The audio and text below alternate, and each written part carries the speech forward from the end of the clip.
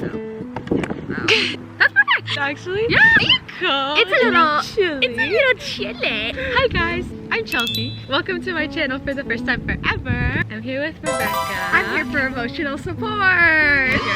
I posted on my story a few days ago asking you guys what love feels like. I think that is a great way to start off my channel because I really want to focus on spreading mental health awareness and talking about things that I've learned from my own experiences and spreading love and making people feel loved and seen. You know, making other people feel like they can relate if you would like to, or if you don't, that's fine. You can ignore me. But here's how many there are. Oh my god! Oh wow! I know. First one, when I see someone and both of us lighten up when we notice each other. Aww. Like when you see the other person that they're excited, it makes you feel more excited because you know that you're wanted there. Why would you want to be somewhere or with people who aren't excited to see you? Exactly. For me, it's all about like energy between you and another person when it comes to that. Energy. Yeah. The next one, hugs. Oh my god, there's so many. Oh yeah. Hugs, long hugs. Yep. Long hugs especially. I love long hugs. For me, when it comes to hugs, because I'm a very like physical touch kind of person. When I do hug people, I always wait till they kind of let go first. Yeah, I know, right? So I like hugs. The best. I'm gonna hug you high, I'm gonna hug you bye. No, that's part of who I am. Yeah. So, the right people. That is like the most simple way, easy way to put it. Even when I said before, like being around the right people who make you actually feel wanted, what makes you feel like you're around the right people? Literally just the energy that comes off of that person and how it makes me feel. There's been times where I've had to go through the wrong people to get to the right people, right? When somebody just has a very, very contrasting energy to my own, which most of the time is negative, which is fine, like that's who they are, but it's just not what I want in my life because it doesn't make me feel good. You have very positive energy and that's why we are besties. I like that. Yeah. Because you're not gonna know right away when you meet someone what their energy is like, and you're gonna subconsciously compare your friendship with them to other people. Ultimately, what's gonna help you find who the right people are for you. Yeah. Text just to check in. That's always nice. Those are so cute. I'm guilty for not doing it as much this past year, and I'm trying to do better at checking in on my friends who I haven't talked to in a while, like from high school even. Me too, honestly. It also really shows who's being intentional with the friendships, because especially like I've learned when we've all gone off to university, we chose to keep our friendship this way. But when you're in high school, you grew up with these people and you're forced it's an automatic like you see them every day and you can talk to these people every day, but then when you're actually like outside of this little bubble, you have to be intentional with your friendships, and if you want to actually put the effort in to keep those friendships alive. For me at least, it's like with our little friend group that we have, like we're all kind of at different schools, but we still made the effort to hang out and continue our friendship and everything. Words of affirmation. 100%. That's also like another very strong love language, I think, like in my own life also. Saying things, I love you, you're doing so awesome, I'm proud of you. For me personally, the ones that hit like deeper when it's more about who I am than like than like, oh my god, you look so pretty today, or oh, I like how you thought about doing this, or it made me feel appreciated. Just like that communication, the main foundation is just being able to feel comfortable in speaking about what you're thinking, especially like words in person, like rather than just over text. Like I think it's really nice to hear those things. Most of my friends who are in relationships right now, I remember in the beginning we would always talk about how their boyfriends wouldn't want to like initiate the conversation first, so they would feel like they weren't being heard enough, or what they were saying wasn't actually being understood. And that's a big part in communication also. It's not just about like listening, it's trying to think about what you're gonna respond with, but it's more of like if you're actually gonna understand what they're saying, and if you're gonna listen. So what you basically said. Exactly. We switched because I'm hot and she was cold. And I'm freezing. What's next? Sharing music. Oh, I love sharing music. No, because I feel really scared sometimes when I'm given aux in a car of people that I'm just like mutuals with. Me too. Because that's like your first impression. Yeah, it is. I feel like I'm I'm starting to, I guess, learn not to judge people based on their music taste. Same. Because I have before, and I sometimes do too much. A lot of people have different music tastes than me. Like, I don't like rap or anything like that. Music is something that, it's a universal language. Yes. Something that everyone can bond over. That. Yeah. I also like about when you share music with other people and they tell you what they think about it, you get a sense of how they listen to music. Because with me, I like to listen to the lyrics and the vibe that it gives. Like, I'll be like, oh, this is a summer song. Oh, this is like a late night drives kind of song. I like hearing what other people think, because then you know what, I guess, resonates with them with music. Like with me, I don't really listen to the lyrics, actually. It's funny that you say that, because I know that you're like that. As long as the instrumental part of it and just the vibe of it is something that I like, then I like it. I don't really listen to the lyrics. It's fine. I literally don't. Taking candid pics. I love taking candid pics. When somebody else takes candid pics, yes, I'm like, oh my gosh, you took the time out of whatever moment you're in to capture that moment for me. Especially when they do it like on your phone. They're like, hey, give me your phone. Yeah. In our friend group, we do that a lot for each other, which is nice. I was watching this episode of The Fosters recently where they were talking about how, like, one of the main characters, she wanted the people in her life to take candid photos of her so that way she could see how other people saw her from their like POV, from their POV, how other people saw her at her happiest type thing. It's interesting to see how other people see you in that sense when it comes to candid photos like that. That's such a good way to put it, though. Like, candids is literally how other people see you, and when you get to see how they see you, you become more present. Yes. Almost. Yes, exactly. Yeah. Remembering food and drink order. Remembering the little things.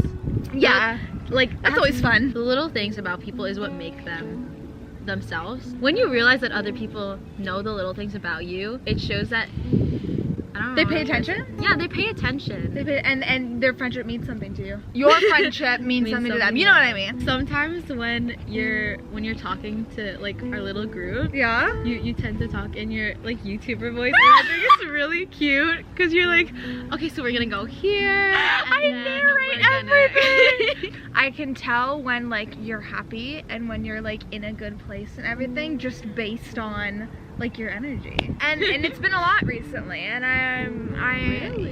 like it's good. Text me when you get home. I love when people do that. I love that. It's just like, oh, you care. I know. Okay, I have Life 360 with my friends, or like I even have everyone's location. Yeah. I was in a car accident last summer with my boyfriend and our two friends.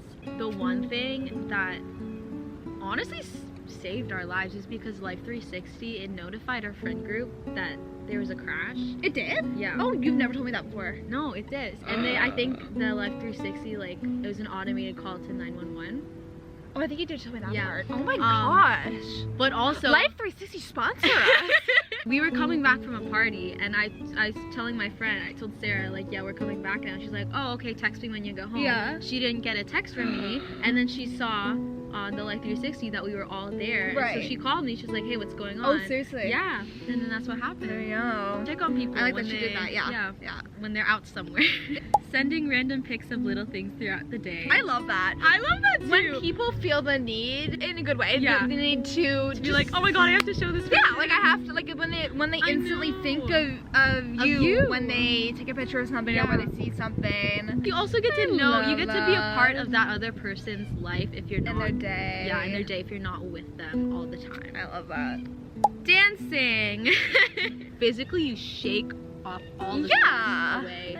And I was literally talking about this with my therapist the other day, and she asked me, what makes you feel like a kid again, or what reminds you of your childhood? And I was like, I used to dance to Taylor Swift songs, like to You Belong With Me in my childhood bedroom. She's like, okay, well, if you want to, I guess, heal your inner child or start on that path, you need to start doing things more that align with your own inner child. So every now and then I'll just play music in the kitchen and I'm gonna dance. I don't care if you think I'm a bad dancer. Yeah, it's not about that. The physicality of letting go. Yeah, I love it.